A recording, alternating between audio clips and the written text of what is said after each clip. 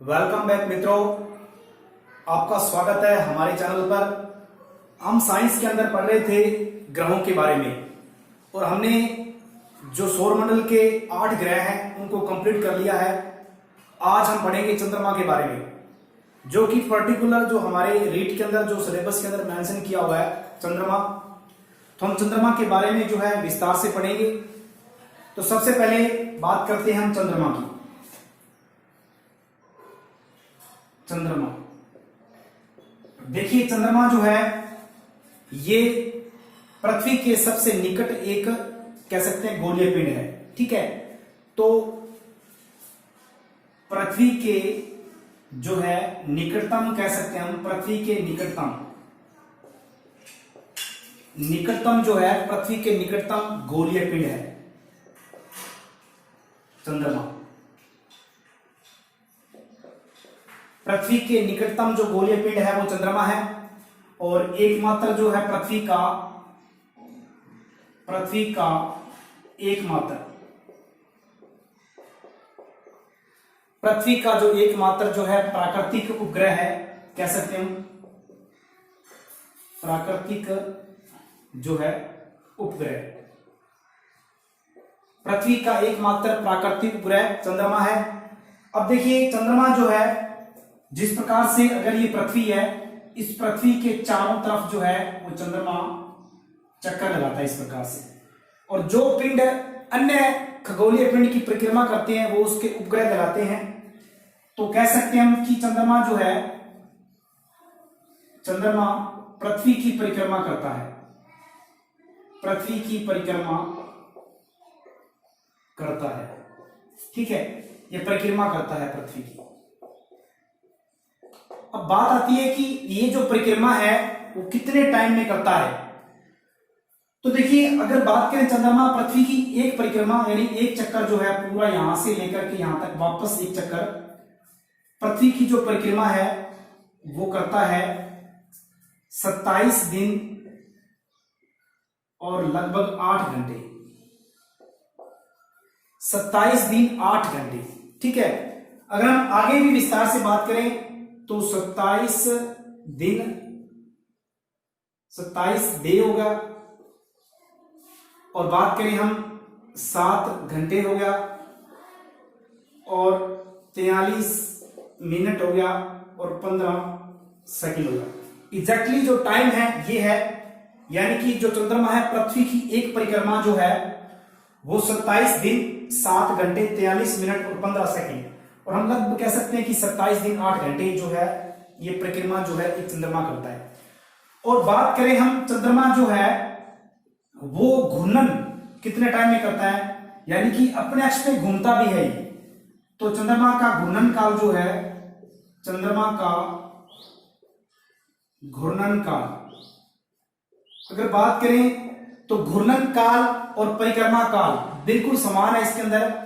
इसका घूर्णन काल भी 27 दिन और 8 घंटे। ठीक है, तो बात करें हम चंद्रमा के परिक्रमण काल की, जो पृथ्वी की एक परिक्रमा करने में जितना टाइम लेता है उतना टाइम वो अपने अक्ष पर घूमने में लगाता है। मतलब चंद्रमा का जो परिक्रमण काल 27 दिन 8 घंटे और घूर्णन काल भी 27 दिन 8 घंटे है। तो इसका जो घूर्णन काल है और परिक्रमण काल समान होने की वजह से हमें चंद्रमा का केवल जो है एक भाग दिखाई देता है, दूसरा भाग में जो दिखाई नहीं देता। ठीक है, अब बात करते हैं हम चंद्रमा के पृष्ठ की। तो चंद्रमा का जो पृष्ठ है वो क्या कैसा है, चंद्रमा का जो पृष्ठ है वो कैसा है। देखिए चंद्रमा का पृष्ठ बिल्कुल जो है धूल भरा है, निर्जन है।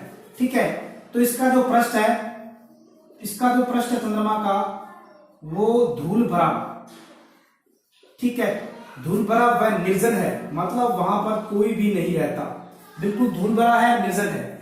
अगर बात करें यहां पर विभिन्न प्रकार के गर्त हैं। ठीक है, चंद्रमा पर जो है विभिन्न प्रकार के गर्त हैं।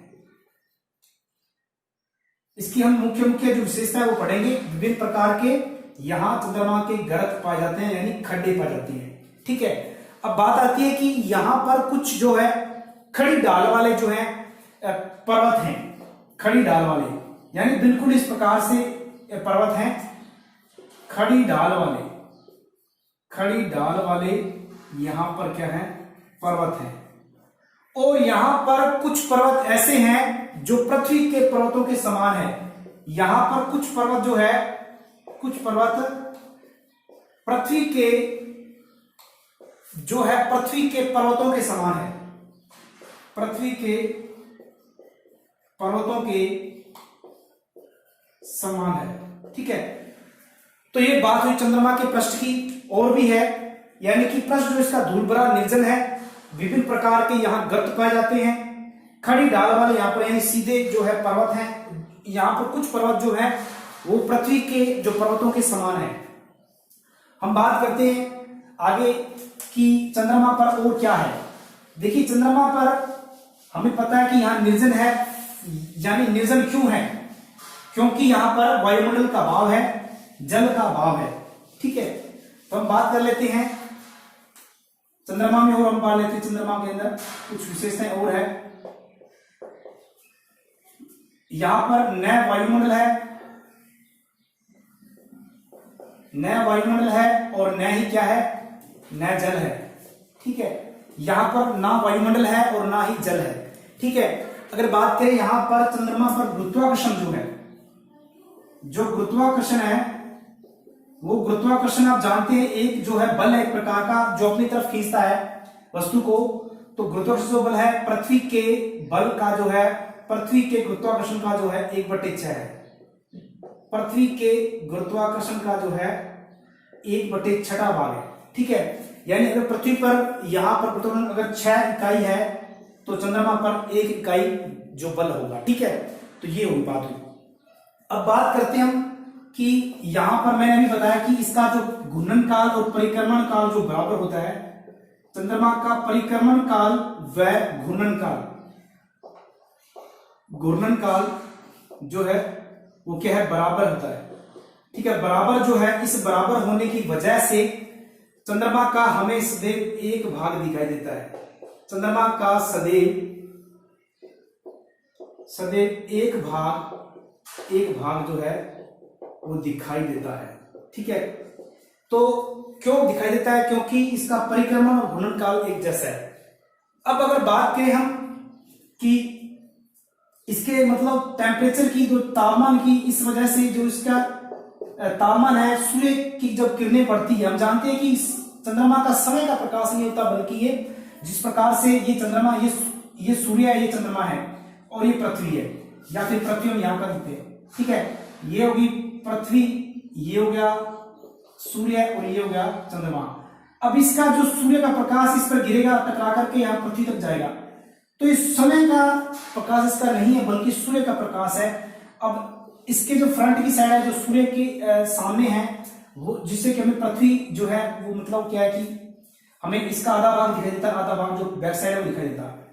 तो सामने का जो तापमान है वो लगभग 130 डिग्री सेल्सियस है, जो सामने वाला, सूर्य के सामने वाला। और अगर बात करें अंधेरे के अंदर जो बैक साइड तापमान है, जो बैक साइड वाला जो हिस्सा है, उसका तापमान माइनस के अंदर 170 डिग्री सेल्सियस तक तापमान इसका होता है, और सामने 130 डिग्री सेल्सियस इसका तापमान है, जहां पर सूर्य की किरणें इस पर गिरती है। अब हम आगे बात कर लेते हैं कुछ और विशेषताओं के बारे में। अगर बात करें हम चंद्रमा पर सबसे पहले जो है कदम किसने रखा, तो बात करते हैं 21 जुलाई की बात है। 21 जुलाई जो है, 21 जुलाई 1969 की बात है, और अमेरिका के यूएसए की, अमेरिका के जो है नील आर्मस्ट्रॉन्ग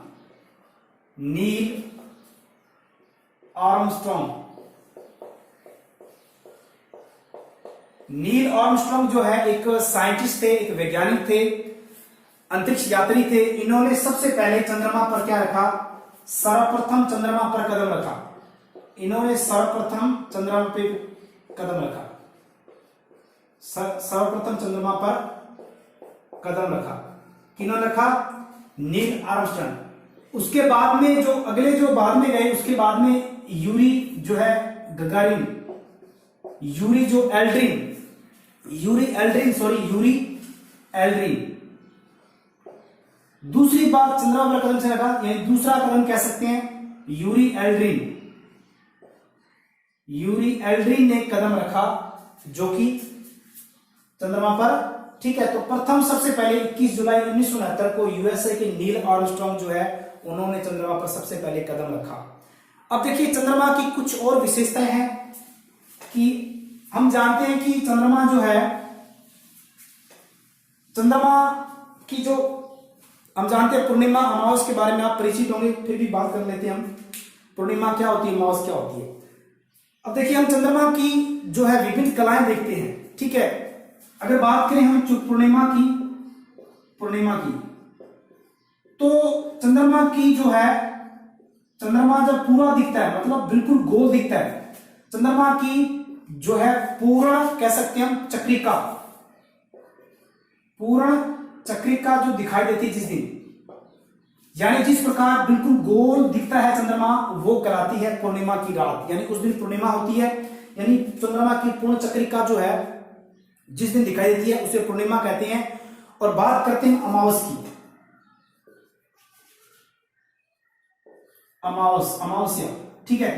अमावस्या क्या होती है कि पूर्णिमा के बाद में क्या होता है कि प्रत्येक रात्रि को चंद्रमा का जो चमकीला भाग है, ठीक है, पूर्णिमा के बाद में क्या होता है, पूर्णिमा के बाद जिस प्रकार ये पूर्णिमा है, यहां पर पूर्णिमा है, अब अगले दिन क्या होता है कि चांद का आकार थोड़ा सा कम हो जाता है, यानी कि इस प्रकार बढ़ जाता है, फिर अगले दिन थोड़ा सा और कम हो जाता है, अगले दिन थोड़ा सा और कम होता है। इस प्रकार से क्या है कि बिल्कुल कम हो जाता है। एक दिन क्या होता है कि बिल्कुल भी नहीं दिखता, एक यानी 15वें दिन, 15 दिनों के बाद में क्या होता है, जैसे पूर्णिमा के बाद चंद्रमा का चमकीला भाग, चंद्रमा का चमकीला भाग जो है वो घटता जाता है, ठीक है। और एक दिन ऐसा आता है कि उस दिन चंद्रमा दिखाई नहीं पड़ता, या उस दिन चंद्रमा दिखाई नहीं देता 15 दिनों के बाद में लास्ट में, तो वो कहलाती है अमावस की रात। उस दिन पूरी रात अंधेरा होता है, ठीक है, हम सब जानते हैं। ये थोड़ा सा बेसिक जानकारी है जो कि बता रहा हूं मैं, हालांकि सब जानते हैं। अब बात आती है कि बालचंद्र, कुछ मतलब शब्दावली है जो कि हमें पता होनी चाहिए। बालचंद्र क्या होता है कि बालचंद्र का मतलब ये है कि अमावस के अगले दिन जब हम चंद्रमा का छोटा सा भाग दिखाई देता है, ठीक है, तो अमावस्या के अगले दिन दिखाई देने वाला, जो अगले दिन जो दिखाई देता है चंद्रमा, उसे बालचंद्र कहते हैं, ठीक है।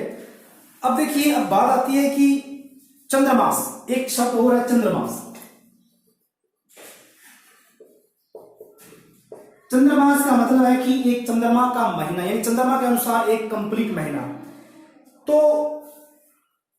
हर, यानी कि अब कह सकते हैं कि अगर पूर्णिमा की बात करें या फिर अमावस की बात करें, एक पूर्णिमा या अमावस से अगली पूर्णिमा या अमावस तक का समय, यानी एक पूर्णिमा से दूसरी पूर्णिमा या अमावस तक का जो समय होता है उसको हम चंद्रमास कहते हैं। अगर बात करें इसके टाइम की, कितना टाइम होता है ये चंद्रमास, यानी एक चंद्रमास बराबर कितना टाइम होता है, तो वो लगभग 29 दिन, और कह रहे कि 29 दिन 12 घंटे, ठीक है, 29 दिन 12 घंटे और 44 मिनट, 29 दिन 12 घंटे और 44 मिनट, 12 घंटे और 44 मिनट, ठीक है। तो लगभग हम 29 दिन कह देते हैं वैसे तो, कि एक चंद्रमास में कई किताबों के अंदर, एनसीईआरटी के अंदर 29 दिन दे रखा है। एक्यूरेट टाइम जो है वो 29 दिन 12 घंटे और 44 मिनट। एक चंद्रमास में कितना टाइम होता है आपको याद रखना, 29 दिन। ऑप्शन में 29 दिन है तो बिल्कुल सही है, या फिर 12 घंटे और 44 मिनट, ठीक है। वैसे हम लोग तो एक महीना कह देते हैं, लेकिन करेक्ट 30 दिन नहीं होते, थोड़ा कम होता है। तो 29 दिन 12 घंटे 44 मिनट एक चंद्रमास के बराबर होता है, ठीक है। अब आगे कुछ और है। अब हमें पता है कि चंद्रमा जो है, चंद्रमा का खुद का प्रकाश नहीं होता, बल्कि ये सूर्य का प्रकाश चंद्रमा से इसका परावर्तन होता है और पृथ्वी तक पहुंचता है। ठीक है, अब बात करें हम चंद्रकलाएं। ठीक है, तो चंद्रकलाएं जो है आप जानते हैं, वैसे 8 कलाएं होती है चंद्रकलाएं। तो चंद्रकलाएं क्या होती है कि जैसे पूरे माह तक जो दिखाई देने वाली कह सकते हैं हम चांद की जो आकृतियां हैं, पूरे माह तक जो चंद्रमा की आकृति हमें दिखती है, पूरे माह तक दिखाई देने वाली चंद्रमा की कलाएं। ठीक है, दिखाई देने वाली चंद्रमा की या विभिन्न जो चंद्रमा के जो प्रदीप्त भाग हैं, अगर वो दिखाई दे रहे हैं पूरे महीनों के अंदर, तो वो क्या कहलाते हैं? चंद्रमा की कलाएं कहलाती है। चंद्रमा की कलाएं वैसे 8 होती है। ठीक है, और क्योंकि आप देखते हैं कि पहले चंद्रमा पूर्णिमा के बाद में घट रहा है, फिर अगले टाइम में चंद्रमा फिर थोड़ा बढ़ना स्टार्ट हो जाता है। ठीक है ना, तो ये पूरे महीने चलता रहता है प्रोसेस। ठीक है, एक पूर्णिमा से अगली पूर्णिमा या एक अमावस से अगली अमावस जो है वो चंद्रमास होता है। अब बात करते हैं कि हम चंद्रमा के केवल उसी भाग को देख पाते हैं और जिस भाग में सूर्य का प्रकाश मिलता है। जैसे मैंने भी बताया कि ये सूर्य है, ये चंद्रमा है, तो इस पर सूर्य का प्रकाश यहां गिर रहा है इतने भाग में, तो हम केवल, ये पृथ्वी है, तो हम केवल ये चंद्रमा का सामने वाला भाग देख पाते हैं जहां पर सूर्य का प्रकाश गिरता है, पीछे वाली साइड में हम नहीं देख पाते। ठीक है, अब देखिए कि चंद्रमा, सूर्य, पृथ्वी जो है, इनके सापेक्ष जो है परिवर्तन के कारण जो है बालचंद्र के पश्चात चंद्रमा के प्रतीक भाग में वृद्धि होती है और बाद में धीरे धीरे वो जो है प्रदीप भाग में कमी होती रहती है। ठीक है ना, तो ये बात इसमें है कि पृथ्वी, सूर्य और जो चंद्रमा है, पृथ्वी, सूर्य और चंद्रमा, ये तीनों का योगदान है। इन तीनों की जो स्थितियों में सापेक्ष परिवर्तन होता है, उन परिवर्तन की वजह से क्या होता है कि चंद्रमा का जो प्रदीप्त भाग है या बालचंद्र के बाद में चंद्रमा का जो प्रतीक भाग, मतलब बालचंद्र जैसे दिखा हमें अमावस के अगले दिन, तो चंद्रमा के प्रदीप्त भाग में वृद्धि होती है, धीरे धीरे फिर पूर्णिमा होती है, बाद में वापस वो जो है पूर्णिमा के बाद जो है चंद्रमा का जो प्रदीप्त भाग में कमी आती जाती है। ठीक है, तो ये प्रोसेस चलता रहता है जो कि मैंने बता दिया चंद्रमास के बारे में। ठीक है, अब बात आती है कि जैसे हमें पता है कि चंद्रमा के आकार में अगर वृद्धि होती है, चंद्रमा के आकार में अगर वृद्धि हो, तो वो चंद्रमा के आकार में अगर वृद्धि हो जाए तो वो कौन सा, हम जानते हैं कि पक्ष होता है, पखवाड़ा होता है, महीनों को 2 पक्षों में बांटा गया है, जैसे एक शुक्ल पक्ष और एक कृष्ण पक्ष। अगर चंद्रमा के आकार में वृद्धि हो रही है तो वो कहलाता है शुक्ल पक्ष। और अगर कमी हो रही है तो वो क्या कहलाता है? कृष्ण पक्ष। ठीक है, तो ये शुक्ल पक्ष और कृष्ण पक्ष 2 पक्ष होते हैं, 2 पखवाड़े होती हैं 15-15 दिन के। तो जहां अगर चंद्रमा के आकार में वृद्धि हो रही है वो शुक्ल पक्ष कहलाएगा, कमी हो रही है तो वो कृष्ण पक्ष कहलाएगा। ठीक है, अब देखिए अगर बात करें हम एक चंद्रमा का जो प्रकाश है, जैसे ये चंद्रमा का प्रकाश जो है, ये वाला प्रकाश, यानी यहां से लेकर यहां तक चंद्रमा का प्रकाश पृथ्वी तक पहुंचने में कितना टाइम लेता है? 1/4 सेकंड। तो ये इंपॉर्टेंट टाइम है। चंद्रमा का प्रकाश पृथ्वी तक कितना टाइम में पहुंचता है? 1/4 सेकंड। और अगर बात करें सूर्य का प्रकाश पृथ्वी तक कितने टाइम में पहुंचता है? लगभग 8 मिनट के अंदर। ठीक है, तो हमें याद रखना ये 1/4 सेकंड है। ठीक है, तो ये बात हुई चंद्रमा के बारे में। उम्मीद है कि आज की क्लास जो है आपको अच्छी लगी होगी। चंद्रमा के बारे में जितना भी मतलब था मैंने बता दिया है, और अगर और भी है तो आप मुझे कमेंट्स में बता सकते हैं कि कोई ऐसा टॉपिक जो है इसके अंदर रह गया हो तो मैं फिर से यानी सुधार कर सकूं। अगर क्लास अच्छी लग रही है, वीडियो को आप लाइक भी करें, शेयर भी करें और चैनल को आप सब्सक्राइब करें। धन्यवाद।